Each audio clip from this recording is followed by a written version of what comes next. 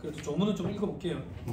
자, 부수되는 재화 용역 돼 있죠. 주된 재화 용역이 부수되는 거. 대가가 주된 재화 용역이 공급되는 대가에 포함돼가지고 공급되는 재화 용역.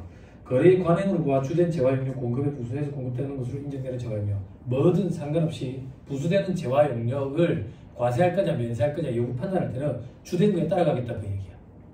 이게 그 사례를 보니까 쌀 판매 시 배달 용역. 배달은 과세인데 쌀 판매가 주가 되는 거거든. 이게 같이 면세하겠다 그 얘기라고. 됐죠? 그리고 저 밑에 자동차 판매 시 일정 기간 무료로 서비스 제공, AS 제공하는 거예요. 그지? 그리고 아이스크림 판매 시 드라이 아이스 무상 공급. 요게 사업상 증여가 아니다 그 얘기야. 아이스크림 판매할 때 드라이 아이스를 무상으로 제공했대. 이거 간주 공고를 봐야 되는 거 아니냐? 이거 사업상 증여. 드라이 아이스를 안 넣으면 스크루바에 꽈배기가 없어진다 했지. 기억나? 기억 안 나? 소연아 스크루바 안 먹어? 스크루바 몰라? 조크박 이런 거 몰라? 이거 꽈배기가 없어진다고. 이거는 거래의 관행으로 봐가지고 넣어준다고. 이것까지 사업상 증여로 과세하지 않겠다. 그게 앞에 있던 표현이었지. 됐지? 자, 그 다음 주된 사업에 부수되는 경우. 주된 사업과 관련해가지고 우연히 또는 일시적으로 공급한대. 요건 어떻게 한대? 부수 재화 용역이 면세 대상이면 일단 무조건 면세. 부수되는 재화 용역이 과세면 주되는 거에 따라가겠대. 그걸 그래서 이 바닥에서는 이런 걸 면세 우선 적용 원칙 이렇게 표현하면 되지. 그지? 기억나죠? 그죠? 저 밑에 사례를 가지고 기억해야지. 별표에서 3번에. 자, 삼성전자가 건물을 공급한대. 삼성전자는 과세 사업자거든. 건물 공급하면 같이 과세다 그 얘기야. 근데 삼성전자가 토지를 공급한대. 토지의 공급은 면세거든. 그러니까 일단 추가되는 게 뭐든 상관없이 일단 면세하겠다 그 얘기지. 자, 그 밑에 면세 사업. 은행이 건물을 공급한대. 은행은 이자 받아먹고 사는 데지. 와, 엄청나게 받아먹대. 어제 뉴스 기사는 거 보니까 4대 은행이 몇 조를 이자 수익을 43조가 4조 3천인가 엄청나대. 네? 이렇게 부정적인 여론 형성하는 기사들이 자꾸 등장하기 시작하는 거 보니까 또 한번 찍어 누를 것 같은 느낌이 들어. 그지? 작년에 가면 이자 돌려줬잖아. 그지? 그런 게 조금 그래. 자, 아무튼 간에 다시 돌아와가지고 자, 은행이 그래 건물을 공급한대. 건물의 공급은 과세거든. 그럼 주가 되는 거에 따라가겠다 그 얘기야. 주가 되는 게 면세니까 같이 면세하겠다 그 얘기라고. 그지? 자, 은행이 토지를 공급한대. 이건 토지 공급이 면세니까 면세야. 됐죠? 근데 주의해야 돼. 실무에 보면 저축은행들 은행임에도 불구하고 부가세 신고를 하거든. 그 이유가 부동산 임대업을 같이 해서 그래. 그거는 업으로 한다고. 즉 계속 반복성을 띄는 거야. 이거는 일시적으로 했을 때 얘기야. 됐죠? 그거랑 착각하면 안 돼. 자, 다시 위로 올라가서 동그라미 4번에 주된 사업과 관련해서 주된 재화의 생산 과정이나 용역이 제공 과정에서 필연적으로 생기는 재화, 복잡한 안무 문제가 생기는 겸용사업자가 되는 걸 방지하기 위해서 그냥 주된 거에 없겠대. 예를 들어서 복숭아 통조림 제조업자가 복숭아 씨를 팔았대. 복숭아 씨 파는 건 면세거든. 근데 그러면 겸용사업자가 되니까 복잡하니까 그냥 주가 되는 거에 엎어서 같이 과세하겠다 그 얘기야. 됐죠? 됐습니다. 그 정도 보시면 됩니다. 넘어갑니다. 자, 공급 시기 돼 있죠? 그죠? 공급 시기 잘 해야죠. 당나라에서 오신 분들이 계셔가지고 잠깐만 얘기하면 부가가치세법 여러분들이 공부할 때 세 번의 고비가 있거든? 세 번의 고비 뭐? 영세율, 겸용사업자, 가산세. 그지? 와, 왜 크기가 다른데요? 그 정도 감도 없으면 이 바닥을 떠야죠. 그죠? 그런데 제가 판단할 때 부가세법에서 가장 중요한 게 뭐냐라고 물어보면 공급시기라고. 공급시기 잘해야 돼. 공급시기. 왜? 원칙적인 세형계산서 발급시기 해야 되지. 공급시기보다 먼저 발급하거나 뒤늦게 발급하면 원칙적으로 가산세 문제가 생기지. 물론 선발급 계산서, 세형계산서, 후발급 세형계산서 특례가 적용되는 경우도 있지만 그걸 제외하고는. 됐지? 재화의 공급이냐 용역의 공급이냐 우리가 왜 따졌는데? 공급시기가 다르니까. 어차피 과세되는 건 매한 가지지만 공급시기가 다르니까 1기 기속시킬 건지 2기 기속시킬 건지 굉장히 중요하다고. 그렇죠? 우리 시험에서도 중요해요. 자, 밑에 공급시기. 원칙은 꼭 기억해야 돼. 수험생들이 시험에 원칙이 잘 안 나오다 보니까 원칙을 더 다시 한다고요. 원칙에 보면 이동이 필요한 경우는 인도되었대. 그지? 여러분들이 회계 시간에 공부하는 고객과의 계약에서 생기는 수익 파트로 따지면 인도 시점에 매출을 인식하듯이 수익을 인식하듯이 요건 인도 시점이다 그 얘기야. 자, 그 다음에 이동이 필요하지 않는데 건물의 공급, 건물을 어떻게 들어서 갖다 주겠어? 예, 그러니까 이용 가능하게 되는데 이걸 적용할 수 없으면 공급이 확정되는데 우리 시험에 등장하는 건 거래 혜택을 공급시키, 현금 판매, 외상 판매, 할부 판매. 동그라미 5번에 보니까 장기할부 판매. 그럼 동그라미 1번에 있는 건 단기를 얘기하는 거겠네. 그러면 단기와 장기는 어떻게 나오는데 1년 이라면 안 되지. 회계가 아니라고. 세법에서 장기 합법하면은 정해진 요건을 갖춰야지. 요건이 뭐냐? 응? 어? 어? 아 뭐야? 글로 쓰라고 시켰어? 말로 읊으라고 시켰는데 대답해 줄 수 있어야지. 아, 네가 갑자기 물어보니까 모르겠다. 어제까지는 알고 있었단 말이야. 시험장에서 문제 옆에 지금 풀라니까 안 풀린다. 어제까지 풀렸는데 이거랑 똑같은 얘기야. 복습을 어떻게 해야 되는데요? 수험생들이 많이 물어보는데 내가 얘기해 줬잖아. 수업 시간에 제가 물어봤을 때 대답할 수 있으면 복습이 돼 있는 거야. 대답을 못하면 복습 안 돼 있는 거지. 어제 봤는데요? 그런 걸 복습이라고 얘기하지 않아. 그치? 핑계지. 핑계는 김건모의 핑계만 듣기 좋아. 김건모 요즘 뭐하지? 입에 루즈 안 발랐다가 난리를 쳐요. 마스크 발랐을 거래.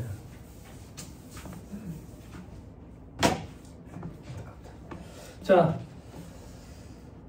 그래서 이런 경우는 재화가 인도되거나 이용 가능하게 되는데 상품권은 재화가 실제로 인도될 때, 그죠? 상품권으로 바꿔가요. 회계랑 동일하죠, 그죠? 재화의 공급으로 보는 가공이라는 얘기는 주요 자재 전부 또는 일부를 공급하는 가공을 얘기하죠. 그건 재화의 공급으로 보내면 재화의 공급으로 보니까 가공이 완료된 시점이 아니라 재화를 넘겨줄 때가 공급 시가 되겠지. 그렇죠? 순수하게 가공만 하는 거든. 여부의 제공이 완료된 시점이지. 가공이 완료된 시점. 자, 그다음 반환 조건부, 공익 조건부, 그 밖에 조건부, 기한부, 시용 판매 기억나요? 이거 다 한번 써보시고 결정하세요. 그럼 회계에서는 그때 매출 인식하는 수익 인식 시점이 언제가 되든가요? 시용 판매? 매입이사 표시. 전화 와가지고 써보니까 괜찮네요. 그죠? 혹은 시용 기간이 무한정이진 않을 거 아니야. 그 기간이 끝났는데 전화가 없네. 부끄러워서 전화 안 해주는 거야. 쓰겠다는 얘기지. 그때 살짝 뒤로 돌아서 매출 부기가 끝난 거지. 그치? 도라이라고. 여러분들이 볼 수 없는 이유가 그 사람들이 살짝 뒤를 돌아서 붕괴를 끊어서 그래. 도라이 아니에요? 네. 그거랑 일맥상통하는구나 생각하면 암기할 게 하나 줄어들지. 암기할 게 하나 줄어들면 머리에 여유 공간이 있네? 그지? 그때 우리는, 그죠? 뭐, 경로 우대자 공제, 장애인 공제, 추가 공제를 암기해야지. 그지? 네. 자, 그래서 조건이 성취되거나 기한이 지나서 판매가 확정되는데 검수 조건부 판매의 공급 시기는 검수 완료 시점. 검수 완료 시점. 그쵸? 자, 밑에 장기별 판매, 중간지급 조건부 공급, 완성도 기준 지급 조건부, 그 밖에 전력이나 공급 단위로 구획할 수 없는 계속적 공급은 대가의 각 부분을 받기로 할 때, 받을 때 X 돼 있지? 그지? 그지? 그래서 법률 용어는 아니지만 회수기일 도래 기준이 회수기일 도래 기준. 회수 기준이 아니다. 그죠? 회계에서도 그런 표현 많이 쓰지? 그지? 회계에서 회수 기준 어디서 들어왔어? 종합반 때도 얘기해줬어. 내가 세법을 강의하는 내가 종합반 때도 회계에 대한 얘기를 해줬다고. 그 정도로 중요하니까. 네? 근데 또 대답을 못하면 안 되지. 회수 기준 어디서 들어왔어요? 싸늘하다. 너 요즘에도 그 출근하고 있냐? 공익 그거. 네. 어디에 출근하냐? 영도구. 영도구? 네. 영도구는 지하철역에 가면 있어 너? 아니요. 저 청와대 행정 동사무소에서. 아 그래? 그럼 지하철역에 있는 애들은 공익. 너는 공익 아니야? 저도 공익인데. 아 달라? 애정지가. 아 그래? 급이 다른 거야? 아니 그거 똑같습니다. 아 그거 똑같아. 알았어. 그래서 뭐냐고. 건설계약 그렇지? 건설계약에 진행률 계산 못하겠대. 진행률 계산 못하겠대. 이걸 회계에서 뭐라고 표현해? 시험에 진행률 계산 못하겠으니까 해보세요 이렇게 나와? 아니 이분 왜 이래? 이해는 그렇게 하면 되고 그걸 뭐라고 표현해? 세법에서도 나오잖아. 건설계약의 결과를 신뢰성 있게 추정할 수 없는 경우. 그죠? 그게 무슨 말인데? 진행률 산정 못하겠다는 얘기지. 자, 회계부터 해보자. 건설계약의 결과를 신뢰성 있게 측정할 수 없는 경우 회계에서는 어떻게 수익 인식을 해요?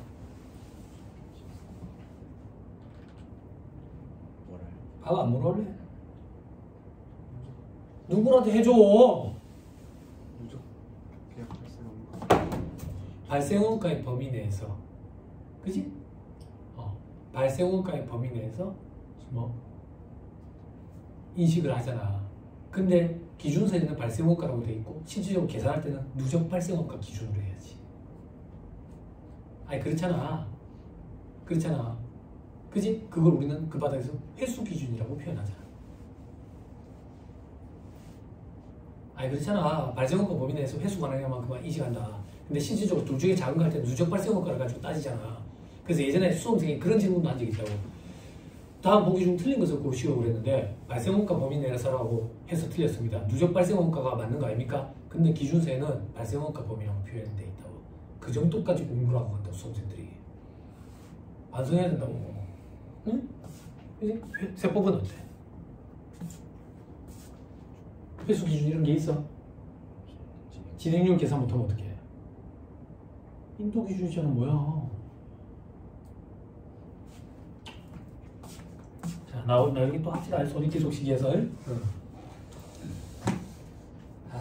괜찮아요. 아무튼 대가의 각부분을 받을 때가 아니라 받기로 한대. 그래서 회수기일 도래 기준 이런 표현을 좀 썼더라. 됐지? 됐죠? 자, 그 밑에 조금 이따 다시 살펴보고 또 그러면 간주공급 면세사업에 적용할 때 비용 없는 소형자로 적용할 때 개인적 공급할 때 판매업종 타사업종 반출할 때 사업상 증여할 때 폐업시장 존재하는 폐업일. 됐죠? 자판기는 현금으로 쫙 인치할 때 자판기에다가 손님들이 돈을 넣을 때 이러면 우리가 자판기 옆에 붙어서 있어야 되니까 쫙 돈을 뽑을 때. 됐죠? 그 다음 수출 재화 내부 부품을 외부로 반출한대. 중개보역 방식의 수출이래. 그지? 이런 것들은 선적인, 기적인, 배에 실는 거 선적인, 비행기 실는 거 기적인, 원양업 또는 위탁 판매 수출 이런 거는 수출 재화의 공급이 확정될 때 이런 건 단순 암기하고 어쩌겠어. 시험에 등장한 적이 있어서 외국 인도 수출, 위탁 가공무역 방식의 수출, 원재료를 대가 없이 국외의 수탁 가공업자에게 반출해서 가공된 재화를 양도하는 경우에 그 원료의 반출 이런 거는 외국에서 해당 재화가 팔릴 때. 그럼 이런 수출은 어떻게 나뉩니까? 어디 책인가 보면 있어요. 동그라미 9번 보세구역 밖에 국내에 재화를 공급하는 경우가 재화의 수입에 해당할 때는 수입신고 수리 시점, 통과 시점. 됐죠? 폐업 전에 공급한 재화의 공급 시기가 폐업일 이후에 도래할 때는 세금 대금 부담하라 이런 표현이 있었지. 책에 폐업일. 됐죠? 자, 밑에 별표시 1번에 완성도 기준 지급 조건부, 중간 지급 조건부 공급의 경우 재화가 인도되거나 이용 가능하게 되는 날 이후에 받기로 한 대가가 있으면 인도되는 시점을 공급 시기로 보겠다고. 됐죠? 밑에 별표시 2번에 수출 재화의 공급 시기는 장기할부, 중간 지급 조건부, 검수 조건부 뭐든 상관없이 수출이 앞선다. 선적일이 앞선다. 됐죠? 근데 밑에 내부 신용장에 의해서 공급하는 거는 국내 거래임에도 불구하고 수출하는 재화에 포함시켜 영세율을 적용하는 거지. 실질적으로 국내에서 거래가 이루어지잖아. 그래서 그때는 인도되는 시점이야. 선적일이 아니야. 됐죠? 당연하지. 자꾸 스토리를 꾸면서 이렇게 암기해야 돼. 다음 페이지 이제 장기할부 조건부랑 장기할부 판매랑 중간 지급 조건부 보자. 시험에 잘 나온다. 그 전에 하나부터 없애버리자. 뭐 완성도 기준 지급 조건부부터 없애버리자. 1-46페이지 박스 2번. 이거는 완성 비율에 따라서 대가를 지급받기로 하는 조건의 공급을 얘기한다. 됐죠? 기성구에 따라 가지고 하는 거 대가의 각부분을 받기로 한대. 앞으로 다시 돌아오자. 자, 장기할부 판매. 회계에서 말하는 장단기 구분 그게 아니다. 세법에서는 장기할부 판매가 요건이 좀 다르다. 이 부가세법의 장기할부 판매는 법인세법의 장기할부 판매랑 요건이 동일하다. 그죠? 어떻게 요건이 동일한데 인도일의 다음 날부터 최종 부분금 지급일까지가 1년 이상 그리고 2회 이상 분할 수요. 중간 지급 조건부 공급은 뭔데? 인도 전 대금 분할 횟수야. 계약금을 받기로 한 날의 다음 날부터 인도일까지 기간이 6개월 이상 그리고 계약금을 제외한 대가를 2회 이상 분할 수요. 계약금까지 포함하면 3회 이상 분할 수요. 그러니까 인도 전이냐 인도 분야 이걸 가지고 일단 완성도냐 중간 지급 조건부냐 아니면 장기할부 판매냐 요거를 구분을 해야지. 됐죠? 아무튼 거기에 해당한대. 그러면 대가의 각부분을 받기로 한대. 거기에 해당 안 한대. 원칙으로 돌아가지. 원칙은 뭔데? 인도 시점이라고. 됐죠? 그럼 세계사설은 언제 발급한대? 공급 시기. 공급 시기가 언제인데? 대가의 각부분을 받기로 한대. 받은 금액과 상관없이 받기로 한 금액을 과표에 넣어가지고 세계사설을 발급해야지. 됐죠? 네. 한 큐에 다 됐네. 과표까지. 됐지요? 네. 됐어요? 네. 다음 페이지 1-45페이지 저 밑에 있는 세부사항에 사례들 있죠? 그죠? 요것들도 조금 읽어보시고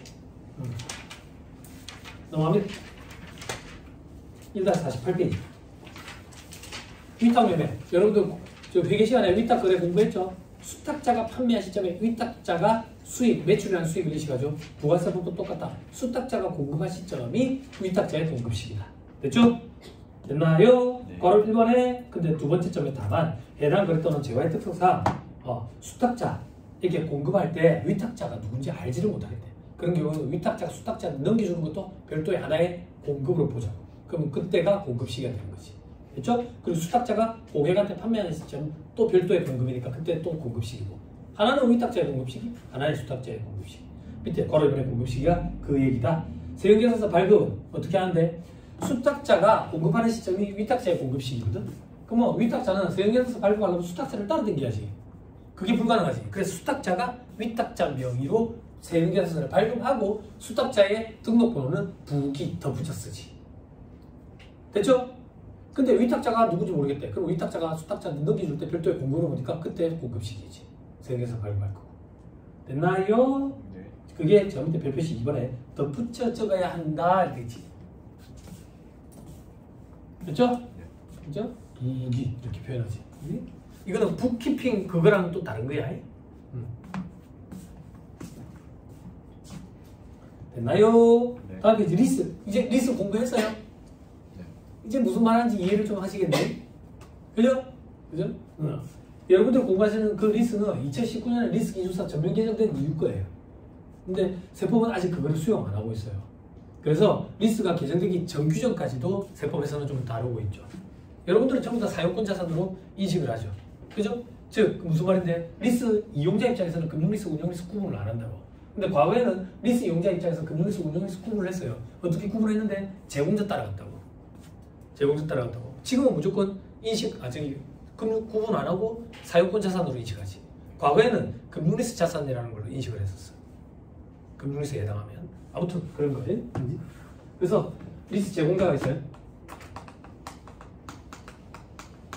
제조회사가 있고요. 이제 이해가 좀 될 것 같아요. 나가 있어요. 그럼 얘들은 내한테 차를 사서 빌려주는 거지. 그지? 그지? 즉 얘들은 내한테 돈을 빌려주는 거랑 마찬가지라고. 리스 업체는. 그래서 금융보험용역에 들어간다고. 그래서 면세사업자지. 면세사업자는 세형계산서 발급 못하니까 계산서 발급한다고. 그럼 내 입장에서는 매입세 공제를 못 받는 거지. 그래서 얘들이랑 계약을 하고 제조회사로부터 직접 공급을 받으면 제조회사가 내한테 세형계산서 발급해주고 이때가 공급 시기가 되는 거야. 그럼 나는 매입세 공제를 받을 수 있어. 다만 이 차량이 비용용 소형소형 차면 안 되겠지. 다음 부출해라. 이런 거면 되지. 근데 알고 봤더니 이게 해외를 거쳐서 오는 거야. 해외를 거쳐서. 이게 알고 봤더니 뭐야?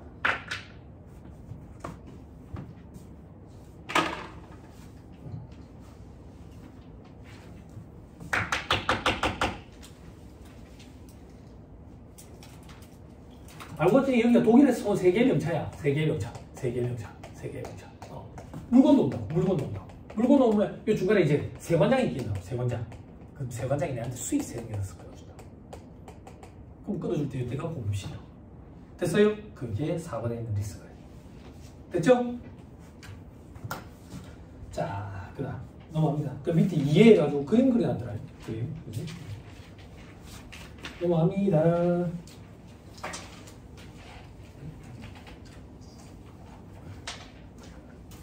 자, 용역의 공급시, 영구의 제공이 완료되는 시점 혹은 시설물 또는 권리의 제화 등 제화가 사용되는 때 밑에 그래픽의 공급시 동그라미랑 똑같은 대가의 각본을 받기로 한대. 그죠? 근데 시험에 뭐가 잘 나오는데 그 밖에 공급 단위를 구획할 수 없는 용역의 계속적 공급이 잘 나와. 그 제일 대표적인 예가 부동산 임대라고.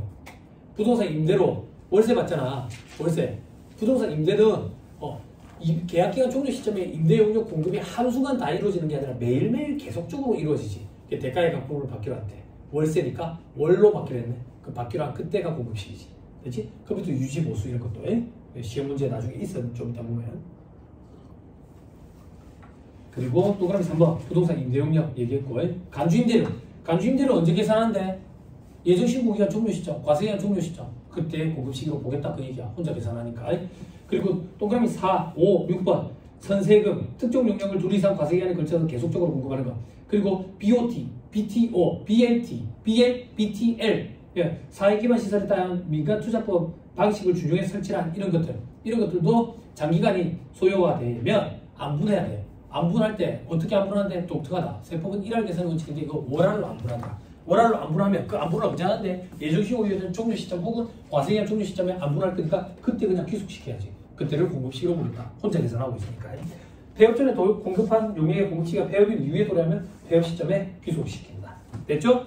넘어가면 저 밑에 다음 페이지 1-52페이지 저 밑에 박스 이번에 특정 용역이 뭔데 헬스장 이런 거 수영장 이런 거 2개 과세기간 이상이 걸쳤다고. 그럼 오랄로 안 보내가지고 1기인지 2기인지 귀속시켜야 된다 그 얘기야. 다음 페이지 박스 3번에 사회기반 시설에 대한 민간투자부 방식 그죠? 했죠? BOT, BTO, BLT, 뭐 BTL 다 했나? 4개?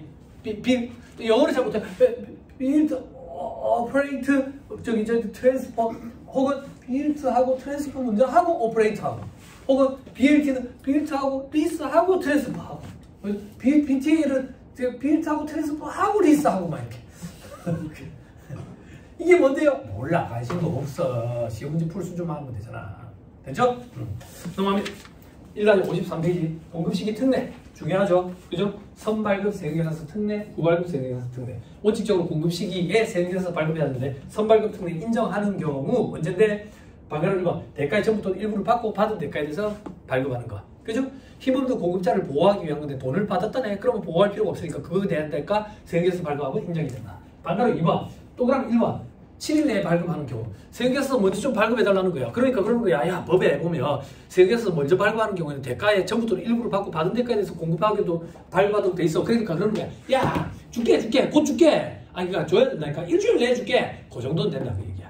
그 정도. 반대로 이거 뭔데? 야 줄게. 그러니까 내가 그러는 거야. 일주일 내에 줘야 된다. 아니 한 달 내에 줄게. 그러면 안 되는데? 그러니까 이러는 거야. 한 달 내에 주는 경우에는 동그라미 기억해. 대금의 청구 시기와 지급 시기를 적어야 되고 그게 30일 내면 돼. 대금의 청구 시기는 뭔데? 세금계산서가 청구서의 역할을 하거든. 그래서 세금계산서 발급한 날이 청구 시기야. 그러면 비고란에다가 지급 시기가 언제다 라고 쓰기만 하면 돼. 그 기간이 30일 내면 된다고. 됐죠? 그 다음 동그라미 니은은 뭔데? 동그라미 니은 공급 시기가 세금계산서 발급이 속하는 과세기간 내에 도래하는 경우도 있지. 그지? 자, 이거는 뭐냐면 세금계산서 먼저 좀 끊어달래. 안 된다 이런 거야. 안 된다. 안 된다 이런 거야. 공급 시기가 언제인데? 공급 시기가 6월 1일이야. 6월 1일. 세금계산서 미리 4월 1일에 좀 끊어달래. 미리 좀 끊어달래. 안 된다 하는 거야. 안 된다. 그럼 이때 세금계산서 좀 끊어주고 이때가 공급 시기고 돈은 5월 1일에 줄게. 대금. 봐. 세금계산서 발급일과 대금 수령일과 공급 시기가 한 개 과세기간에 다 있지. 한 개 과세기간에. 그러면 요거 선발급 인정해준다. 요랬다. 과거에. 그런데 이게 개정이 일어나가지고 조건을 좀 완화시켜준 거야. 어떤 조건을 완화시켜주는데 요거까지는 없었는데. 그럼 대금은 다음 과세기간에 받아도 돼. 공급 시기랑 세금계산서 발급 시기가 한 개 과세기간에만 같이 있으면 선발급 특례 인정해준다고. 됐죠? 시험에 나올 법해요. 이거는 예전에는 요 대금 지급 시기까지 같은 과세기간에 있었어야 됐거든. 이 요건은 완화됐어. 됐나요?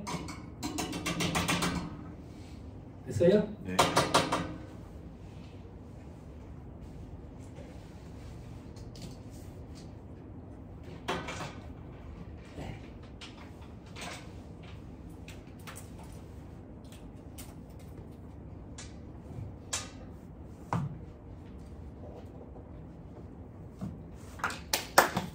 자, 됐어요. 밑에 발급을 3번에 다음의 경우 대가 수령 요구와 무관한 얘기니까 돈을 받았든 안 받았든 상관없어. 발급하면 인정이 된다 그 얘기야. 장기. 주간지급 조건부 공급 왜 안 된다 해서 아직 물건이 안 넘어갔으니까. 장기는 물건이 넘어갔으니까 선발급 특례 인정된다고. 동그라미 2번 그 밖에 공급 단위를 구획할 수 없는 재활용액의 계속적 공급. 되나요? 부동산 임대용적 이런 것도 세금에서 먼저 발급하면 그때가 인정이 된다고 또. 그렇죠? 자, 그 다음 외부 항행률 이건 볼 필요 없고 후발급 세금계산서 인정되는 경우 공급일이 속하는 다음 달 10일까지 발급하면 인정이 돼. 완벽하게 해야 돼. 그때 공급시기는 착성 연월일이 공급시기야. 공급시기. 자, 거래처별로 달일 1일부터 말일까지 개정되기 전에는 1력월 이내의 기간에서 이렇게 표현했었지. 그지? 그걸 하나로 뭉쳐가지고 그 달의 말일을 착성 연월일 그 달의 말일이니까 그 달의 말일이 공급시기야. 그래 다음 달 10일까지 발급해도 된다고. 바로 이거는 그 기간 내에서 임의의 기간을 정해서 그 기간의 종료일을 작성 연월로 해서 다음 달 10일까지. 동그라미 3번 증빙이 확인이 되면 다음 달 10일까지. 5월 10일에 거래가 있어서 그걸 뒤늦게 안 써. 6월 10일까지 발급해도 괜찮다 그 얘기지. 됐죠? 넘어가요. 자, 1-55페이지 제재도 있는데 이거는 나중에 나오면 하고. 다음 페이지 재화의 수입시기, 수입시고 수리 시점, 통과 시점. 그렇죠? 자, 공급 장소는 시험에 안 중요하다고 그랬어요. 이동이 필요하면 이동이 시작되는 장소, 이동이 불필요하면 그냥 재화가 있는 장소 그런 거구나. 됐죠? 자, 문제 또 한번 풀어봅시다. 왜? 한수 금지. 한수 금지. 퇴직금이 충당금 할 때 울어도 된다고. 뭐 한수 쉴 게 뭐 있어? 아무것도 없는데. 전화사채 문제 푸는 것보다 훨씬 낫지. 정해줬어요. 그런 거예요. 전화사채 문제 푸는 것보다 나은데. 참 희한하다고. 수험생들 보면. 저도 수험생 기간이 있었지만. 뭐가 희한한데, 전화사채 신주수금 사채가 진짜 어려운 거거든. 진짜 어려운 거거든. 근데 시험 문제에 등장하면 수험생들 정답률이 굉장히 높아. 그 말은 즉슨 어렵다라고 얘기하는 파트는 그걸 어떻게든 해내기 위해서 엄청난 노력을 한다고. 그래서 출제 교수님들이 허를 한 번씩 찔러. 어떤 허? 금융자산에 단기손익 공정가치 측정을 금융자산을 낸다고. 그러면 혹 해가지고 틀린다고. 네. 어려운 걸 도리어 잘 푸는 것이. 거래원가를 내버린다고. 취득 시에 거래원가 말고 처분 시에 거래원가. 그럼 막 하나 더. 사채 같은 거 막 낸다고. 유의자법에 따라 생각을 해야 되나 막 이런 헛소리 하고 안 한다고. 단기인데. 2차 시험에. 2차 시험.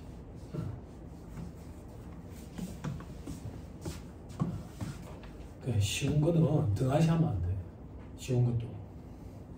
우리 시험에 나오는 건 다 중요해. 다 중요해. 쉬운 게 많으면 감사합니다. 그치? 제일 대표적인 게 원가. 원가를 나도 모르게 자꾸 등하시 한다고. 자, 또 잔소리 할게요. 까먹었을지 모르겠으니까. 자, 매일 종일 공부하면 사람 정신 나가요. 정신 나가요. 그러면 안 돼요. 쉬어야 돼요. 그런데 하루 쉬면 불안해서 하루 못 쉬어요. 하루 쉬어라고 시켜도 못 쉬어요. 시험이 임박했기 때문에 반나절 정도만 쉬세요. 주말에 반나절 정도. 그 반나절 쉴 때 피드백을 가져야 돼. 어떤 피드백? 이번 일주일 동안 내가 과목별로 몇 시간씩 투자해서 투입해서 공부했는지 피드백을 가져야 돼. 골고루 잘해야 돼. 물론 회계보다는 세법에 훨씬 더 많은 시간을 투자해야지. 왜? 내가 세법 강사니까. 아니, 그게 아니라 난이도 자체가 다르잖아. 학원에 재무회계 68시간 동안 강의하잖아. 저기 세무회계, 원가 관리회계 44시간 동안 강의하잖아. 세법은 110시간 강의하잖아. 그럼 여러분들 복습할 때도 어떻게 투자를 해야 되겠어? 투입을 해야 되겠어? 그 정도의 차이는 무조건 둬야지. 근데 제가 주의를 시키는 게 일주일 동안 되돌아보면 수험생들 대다수가 원가를 엄청 등한시해. 왜 등한시하는데? 쉽거든. 쉽거든. 이런 일이 벌어져요. 오늘 내 계획표는 뭔데? 오전에 재무를 해. 오후에는 세법을 한다고. 세법을. 오전에 재무를 했는데 오늘따라 유형자산 파트인 거야. 유형자산 파트. 그래서 저기 재평가 파트를 막 하고 있었어. 아, 어떡하지? 4시간이 다 돼버렸어. 오전 시간이 끝났어. 엄마가 밥 먹으래. 밥을 먹고 났는데 손상까지 같이 해야 돼. 복습을 할 때. 손상까지 같이 해야지 재평가랑 손상이 엮인 문제를 풀 수 있다고. 이걸 내일 하려고 보니까 내일은 또 다른 과목 공부하기로 했는데 그럼 모레인데 손에 미친 김에 오늘 손상까지 복습을 해야지. 그러다 보니까 한 2시간 딜레이 된 거야. 그래서 세법을 2시간 늦게 시작하게 됐어. 그럼 세법은 정해진 거 계획대로 되냐? 안 되지. 또 딜레이 되지. 그럼 이걸 다 보면 나면 저녁에 뭐 하기로 했는데 저녁에 원가 보기로 했어. 원가 보기로 했는데 이미 새벽 1시야. 새벽 1시. 그래도 계획대로 해야지. 잠을 안 자더라도 원가를 해야지. 뒷날 내 강의가 있어. 그럼 여러분들은 그러지. 제 자식 눈을 잠깐 감고 있는 것도 허용을 안 하는데 내일 수업 시간에 졸면 얼마나 부끄럽게 만들까. 내를 자야 되는데 강의 들어야 되는데. 그래서 다음에 보자. 근데 희한하게 다음에 보자. 그 과목이 계속 오니까요. 계속 사람이 다 똑같아. 다 똑같아. 쉬워서 들어가지 않는. 그리고 재무는 재밌고 잘 풀리니까 자꾸 시간 가는지 몰라. 시간이죠. 이걸 자꾸 등한시해서 어느 순간 감이 떨어진다. 감이 떨어지면 무섭다. 대체 가격 결정해야 돼. ABC, 저 배부율을 계산해야 되는데 계산기 두드리는데 계속 끝없이 나와 소수점이. 사람 미치는 거지. 울면서 푼다고 수업 생각. 2차 시험장에서 배부율이 소수점 끝없이 나오는데 어떻게? 그냥 그 상태로 푸는 거야. 답안을 작성해야 되니까. 그러니까 울면서 푸는 거야. 엉터리인 걸 알면서 풀거든. 이거 울음바다야, 울음바다. 그럼 쉬는 시간에 또 막 싸워. 왜? 울지 말라고. 거슬린다고. 내 인생 책임질 거냐고. 그래 싸운다. 엄청 예민하다고. 1차 시험장에서도 싸운다. 쉬는 시간 되면. 왜? 어르신들 막 시험 보러 오거든. 그 세무 공무원들 중에 근데 매년 올림픽 전시회로 들어가는 분들 계시거든. 공부도 안 하고. 올해 내가 본 파트에서 얻어 걸려라 이런 생각으로 들어가시는 분들도 계셔. 물론 공부하시는 분들도 계시지만 물론 좀 드물지. 그러면 시험 시간에 삐걱 다리 떨어가지고 그러면 쉬는 시간 되잖아. 새파랗게 젊은 학생 이런 애들이 아이씨 다리 떨지 마세요 그런다고. 응? 그럼 책임질 거야 내 인생. 그 정도로 예민해.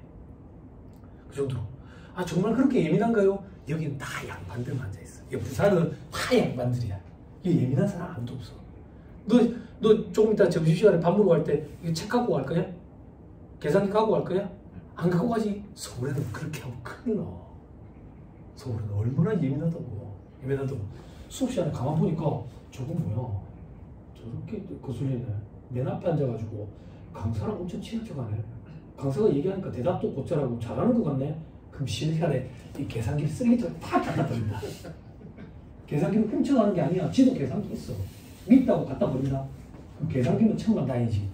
얘가 책이 무거워가지고 책을 분쳐냈거든. 분쳐라면 한 개만 갖다 놔. 애매길라고. 그 정도로 예민하다 사람들이. 서울 학원에 가면 자습실에 금지사항 칠판에 1번 한숨 금지. 진짜라고. 2번 그 실내에서 한약 섭취 금지. 거슬린다고. 그 정도로 예민해. 부산은 다 양반들이 있어. 근데 쉬는 시간 되면 같이 웃고 떠들고 그러지. 근데 서울은 어떤데요? 서울은 저걸 어떻게 잡아 죽여버리지. 그래야지 내 경쟁자가 하나라도 없어질 건데 오늘 밤부터 내가 전국을 다니면서 세무사 수험생들을 하나씩 잡아 죽여버려야 되겠다. 이런 생각. 예? 그러니까 올라가지 말라고. 정신 나간다고. 돈도 나가고. 다 그렇진 않아요. 당나라에서 오신 분들, 서울에서 오신 분 계세요? 다 그렇진 않아요. 다 그렇진 않는데 서울에 가면 학원들 근처에 바들이 되게 장사가 잘 돼요. 지방에서 올라온 친구들이 외롭거든요. 바에 가면 예쁜 여자가 말을 걸어주거든요. 내한테 관심 있나? 아니 술 한 잔 더 팔라고 그러는 거예요. 바에 가면 지방 출신들 그거 다 모여있어요. 말이 그리운 거예요. 말할 사람이 없으니까. 그래가지고 1년에 몇 천만 원 쓰고 돌아오는 거예요. 근데 집에서 계속 돈 대준다네. 올라가서 또 그 짓거리 하고 있는 거죠. 그걸 이 바닥에서는 그 생활에 젖는다 이렇게 표현해요. 그래서 부산에 있는다고 해서 합격 가능성이 떨어진다, 합격률이 떨어진다 그런 거 없어요. 꼭 서울에 올라가야 합격할 수 있다. 이제는 시대상은 달라졌다고. 자기 하기 나름이에요. 그렇게 시행착오를 겪는 사람들을 많이 봐왔어요. 좀 많이 안타까워요. 자기 돈 가지고 올라가는 거니까 뭐라 하겠어요. 많은 그런 친구들을 좀 봤어요. 여기서 열심히 하면 돼요. 열심히. 그죠? 옆 사람이랑 친해지면 그닥 좋지 않아요. 우리 친해져가지고 같이 으쌰으쌰해서 같이 합격하자. 그렇게 좋지 않아요. 값어치 떨어지는 것 같거든. 다 떨어지고 나만 합격이 짜릿해요. 퀄리티 있는 것 같거든. 부산에서 요번에 40명이 합격했다더라. 아니 다 떨어지고 나만 합격이 짜릿하죠. 안 그래? 이기적으로 하세요. 공부할 때. 됐죠? 이 학원은 자습실이 공짜죠. 그죠? 근데 자습실 하는데 짜증나 죽겠는 거야. 왜 짜증나는데? 이 학원에서 자습실에서 싸움 나는 건 이런 거야. 여보세요? 어쩌고 이거는 개념이 아니라 머리가 없는 거예요. 머리가. 그건 사람도 아니에요. 정해졌어요. 사람도 아니에요. 그런 행동하지 마세요. 됐죠? 남한테 피해주는 행동하지 마세요. 성인인데. 그죠? 그리고 나한테 들어왔어. 됐어. 담배 쪄듣네. 심호흡 좀 하고 들었어요. 심호흡 좀. 그죠? 담배 안 피우는 사람도 있거든. 그죠? 그런데 그런 사람끼리 짜증나 죽겠어. 그래서 신고의식이 투철한 사람들이 있어요. 그 쉬는 시간만 되면 저를 찾아와요. 아, 세무사님 그 강의실에 어떤 아저씨 있잖아요. 그 아저씨 때문에 진짜 스트레스 받고 그 아저씨 자꾸 다리 떨거든요. 그리고 발냄새나는데 자꾸 신발 먹고 있어요. 되게 짜증난다고. 그럼 제가 그런다고. 너 머리 감았냐? 머리 감았냐? 너 머리 돌릴 때 그대로 움직이던데? 저리시는 건 중이 떠나야 돼. 그런 걸 터치하려면 돈을 받아야 돼, 자습실에. 서울에 자습실 17만원, 18만원 하는 거 알죠? 부담 많이 돼요. 이 학원이 얼마나 좋아요. 돈 안 받잖아. 여기 봐봐. 지금 오늘 영하 몇 도야? 어? 영하 5도인데 26도로 돌리도 누가 아무 소리 안 해. 아무 소리 안 해. 여름에 밖에 더워 죽겠는데 18도로 돌리도 아무 소리 안 해. 문도 다 열어놓고. 에어컨 돌려놓고 창문 여는 거 무슨 개념이야? 머리가 있는 거야, 없는 거야? 개념 상실한 거지. 네? 그렇지만 아무 소리 안 하지. 그런 특혜가 있을 때 그걸 누리시면 좋은데 스트레스 받는 일이 생기면 그 사람은 같은 데서 공부하면 안 돼요. 딴 데 가야 돼요. 못 하겠어요. 이기적으로 공부하세요. 이기적으로. 네? 그리고 운동도 하시고. 운동하냐? 무슨 운동해? 집에 할 때 걸어댕겨? 헬스? 좋아. 너 운동하냐? 운동해야 돼. 할 시간이 없지? 시간을 내서 하는 거야. 자는 시간을 쪼개야 돼. 그래야 피로가 빨리 회복이 돼. 피로가 빨리. 운동하세요. 당나라에서 오신 분. 요즘에 젓가락 같은 다리 예쁘다 안 해. 젓가락 같은 깍깍 알이 베긴 다리 예쁘단다. 응? 하체가 튼튼해야 오래 앉아있을 수 있어. 돌아야라고 처음 보시면 좀 놀라시겠다. 운동하고 있어? 운동해? 가끔? 공부도 가끔 하는 거 아니야? 그건 아직. 배 공부하냐? 아니 공부를 하겠지. 미안한데 운동하냐? 운동해야 그래. 공부를 해야지 계속. 나 지금 이 몸에 보고 그래 생각 안 했다. 운동 많이 했을 때. 나 유도 오래 했을 때 했잖아. 몸이 이래 나이 들었다니까. 가염에서 8kg 빠져서 그래. 공부할 때는요. 공부할 때는 조금 어려울 때 있잖아. 싸구려 자전거 사서 새벽 1시고 밤 11시고 마음이 힘들면 계속 자전거 탔어.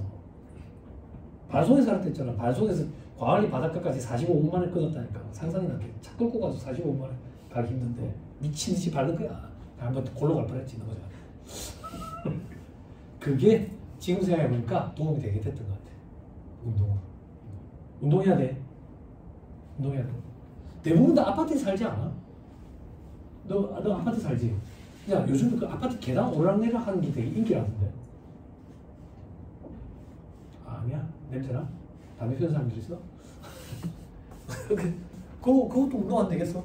그치? 시간 아까운데요? 써머리. 써머리. 아니, 생각해봐. 헬레나 그 모가지 조절되는 거 있잖아. 거기다가 이걸 딱 꽂아가지고 이렇게 써머리로 계단에. 밖에 댕기면서 이걸 본다고 생각해봐. 사람들이 다 피하지. 홍해 다 갈라진다고. 내 앞에 정신 나간 놈이구나 이래가지고. 근데 계단에서는 마주치는 일도 없잖아. 안 그래? 아니 정말. 제 예전에 같이 공부했던 친구가 저를 모가지 조절되는 독서대에다 해가지고 그 모가지 잡고 댕기면서 학교 도서관 근처에 걸어다니면서 공부했다고. 학교 소문이 났었지. 기인이 하나 있다. 이렇게. 그래가지고 식당에 밥 먹으러 가면 그 할머니들 밥을 많이 주고 있다고. 정신 나간 놈이라고 그래. 그랬다고. 서서 공부하면 집중력이 엄청 높아진다. 좋다고. 문제 봅시다.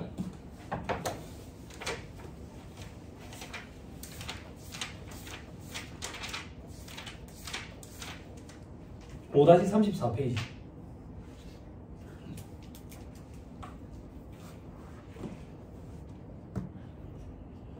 할게요. 1번. 자, 과세 대상에 해당하는 것은 동그라미 1번, 5번이에요. 정답은 5번부터 읽을게요. 사업자가 자기 고객 중 추첨을 통해서 당첨된 자에게 경품으로 제공했대. 사업상 증여에 해당한다 했죠. 그죠? 나머지 아닌 거 보자. 동그라미 1번. 사업자가 자기 사업과 관련해서 사업장을 내서 사용인에게 음식 용역을 무상으로 제공한대. 밥은 먹여야 될 거 아니에요.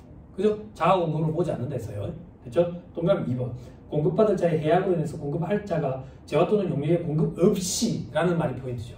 그죠? 동그라미 3번. 선주와 하역회사 간의 계약으로 하역회사의 선적 지원으로 인해서 선주가 하역회사로부터 채선료를 받는 경우 채선료, 조출료 이런 거 암기하는 거 안 했어요. 지금 선주가 하역회사로부터 돈을 받았대. 돈을 원래 누가 누구한테 줘야 돼? 선주가 돈을 줘야 되는 거잖아. 네. 그지? 그러면 이거는 대가성이 없는 돈이지. 이렇게 판단해야 된댔어. 됐죠? 자, 그다음 동그라미 몇 번까지 했어? 3번. 동그라미 4번. 두 번째 줄. 사업 무료 서비스를 제공하기 위해서 AS 대목적으로 줬대. 이런 건 재화의 공급이 아니지. 됐죠? 자, 3번. 틀린 소리를 골라라 하는 데 있죠? 자, 3번이 틀렸어요. 사업자가 대가의 전부를 자기 적립 마일리지로만 결제를 받고 재화를 인도하는 경우 재화의 공급으로 본다. 보지 아니한다. 7번. 회계 공부가 좀 됐으니까 한번 해봅시다. 자, 동날에서 오신 분들 놀라지 마세요. 회계랑 세법이랑 왔다 갔다 하고 저희 강의는 세법 시간에 이 법, 저 법 왔다 갔다 해요. 그래야 여러분들이 스트레스가 쌓이고 정리가 돼요. 여러분들이 스스로 정리하려면 제가 정리해 주는 것보다 시간이 많이 걸릴 거예요. 뭐 대단한 걸 할 건 아니고 잠깐 보고 갑시다.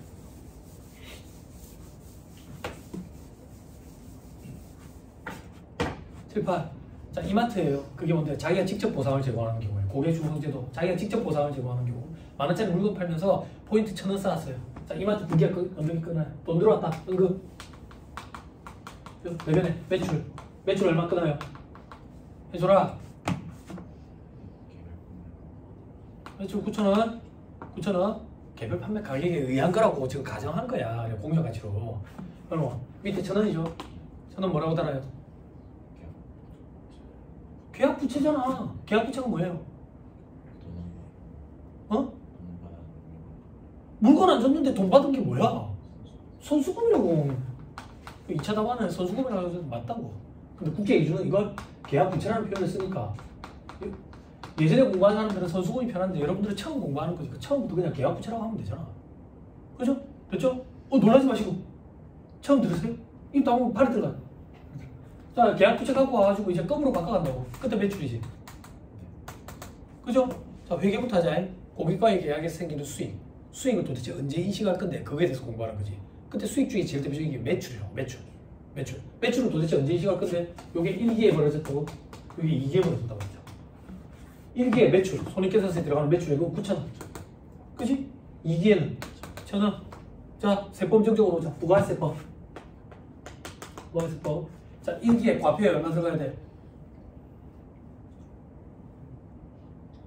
왜 그래? 재무회계만 잘해? 재무회계만? 삐티게? 만원? 차가만 잘 된다. 그지? 2기에는 안 들어가지. 이게 자기적립 마일리지로만 결제받은 금액이잖아. 과거에는 1,000원이었지. 그래서 중복되니까 빼자. 여기서 뺐으면 좋겠지만 여기서 빼지. 그 회계랑 차이가 있지. 회계랑 세법의 차이가 있네. 법인세법으로 가보자. 세무조정 사항이 벌어지는 거지. 임금사항이, 소금사항이 뭐 이런 거 하는 거지. 그런 거 좀 했으면 좋겠습니다. 시험에 안 나와. 너무 쉽잖아. 여상의 시험 문제야. 여상을 비하하는 건 아니야. 여상이 뭔데요? 그랬다. 여상이라는 게 없더만 이제. 이제 뭔 정보를 그렇게 많이 공부를 해. 무슨 정보고등학교, 무슨 정보고등학교. 응? 요번에 한 달에 걸쳐서 아는 친척 그 애들 보니까 고등학생인데 전공이 있다더라고. 그럼 뭔 소리야? 미용 전공을 했대.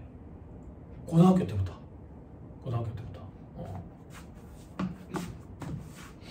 너 고등학교 그런 데 나왔어? 아니, 저 일반계 나왔어요. 그냥 인문계? 네. 인문계 이렇게 얘기하지 요즘에도. 네. 그럼 나머지는 뭐라고 그래? 실업계라고 해? 아니, 특성화 고등학교래. 실업계라는 표현은 이제 안 쓰는 거야?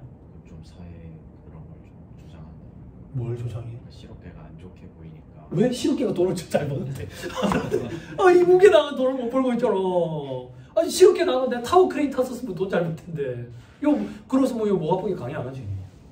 내 친구 중에 저 판사 친구도 있댔잖아. 근데 제가 생각할 때 타워 크레인 타는 친구가 돈 제일 잘 벌어. 아를 셋이나 낳았다고. 그게 부의청도 아니야?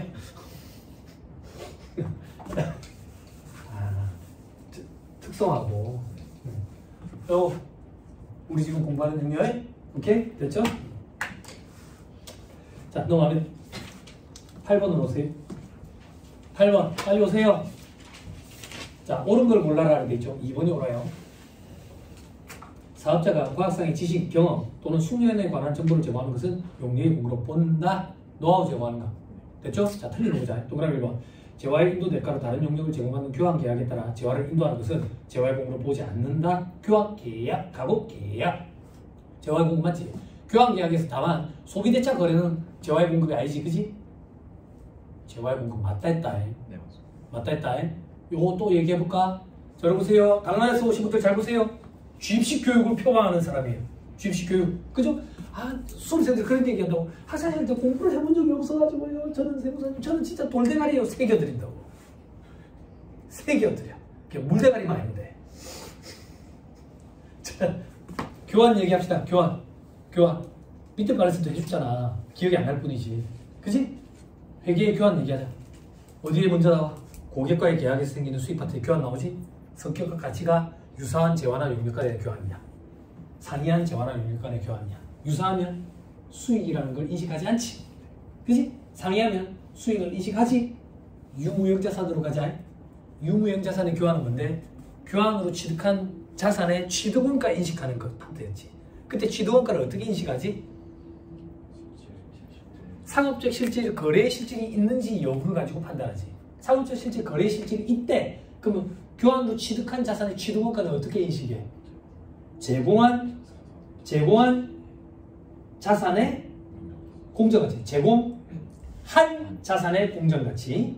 됐죠? 상업적 실질 거래 실질이 없으면 제공한 자산의 장부금액. 여기까지가 회계의 세법으로 오자. 부가가치세법이다. 부가가치세법은 교환계약 재화의 공급이다. 그러면 도대체 교환은 뭔데요? 나는 이걸 판매하는 사람이다. 제가 이걸 팔았다. 이 사람은 내한테 뭘 줘야 돼요? 돈을 줘야 된다. 근데 갑자기 이 사람은 이걸 주더라. 이게 뭔데? 교환이라고. 금전의 대가를 수령했다.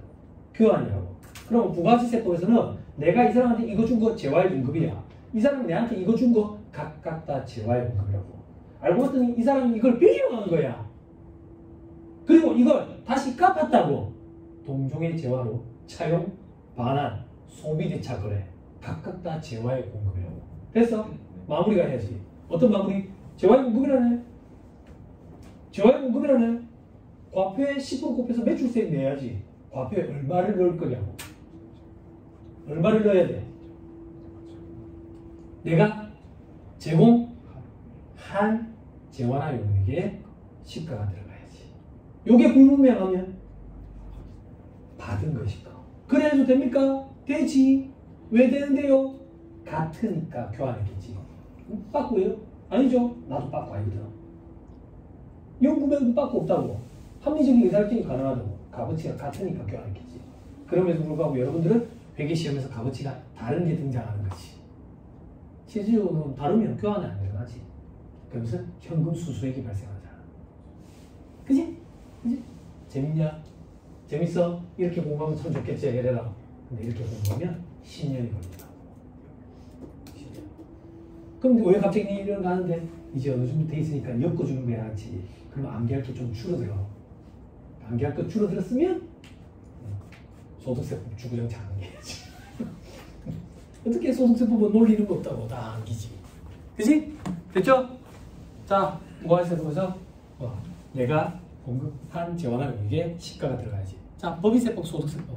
법인세법, 소득세법에서는 교환으로 취득한 자산의 취득원가를 얼마로 인식할 건지가 법인세법, 소득세법. 즉, 자산의 취득원가 파트에 등장했지. 요거 얼마라고 인식해요? 뒤에 뭐 있는 거 아니지? 해래라. 오랜만에 그러니까 무섭다. 뭐 보이는 거 아니지? 이제 할아버지 이런 사람 없지. 그지? 요즘 어깨 안 아프거든. 뭐야? 뭐에 시건다는 받은 거에 시까지. 그래서 책에 보면 그런 표현이 있지. 적정한 처분 손익을 계산하기 위해서 받은 거에 시가를 했었지. 네? 근데 받은 게 주식이라네. 채무의 출자 전환이라네. 그런 희한한 일들이 벌어졌었지. 그죠? 죄송합니다. 세금 없습니다. 코로나 걸려본 적도 없고요. 됐지요? 네. 그죠? 정리 됐죠? 그죠? 정리가 안 되면 각 파트마다 쉬는 시간을 다 찾아야 돼. 반복 시간이 어디 있어? 그래 정리해놔야 돼. 그래 안 헷갈려. 그죠? 우리 지금 몇 번 하고 있냐? 8번 하고 8번. 자, 그 다음 8번에 몇 번 봤어? 1번까지 1번 봤어? 그럼 동그라미 3번. 건설업의 경우 건설업자가 건설 자재의 전부 또는 일부를 부담하는 가공계약이래. 그럼에도 불구하고 재화의 공급을 보지 않고 용리의 공급을 본다 해서. 그리고 사업자가 저작권을 양도하는 건 재화의 공급이야. 저작권을 빌려주는 건 용리의 공급이야. 민사집행법에 따른 경매는 공급을 보지 아니한다 했어. 됐죠? 자, 식사하시고 9번부터 할 거예요. 자, 식사하시고 1시 45분부터 할 거예요. 우리는 밥이 늦게 나와서 그렇지 밥 먹는데도 5분밖에 안 걸려요. 밥이 늦게 나와서 늦는 거예요. 그죠? 1시간씩 필요 없어요. 우리에게 그런 시간이 산치해. 그죠? 1시 45분에 여기서 시작합시다. 네.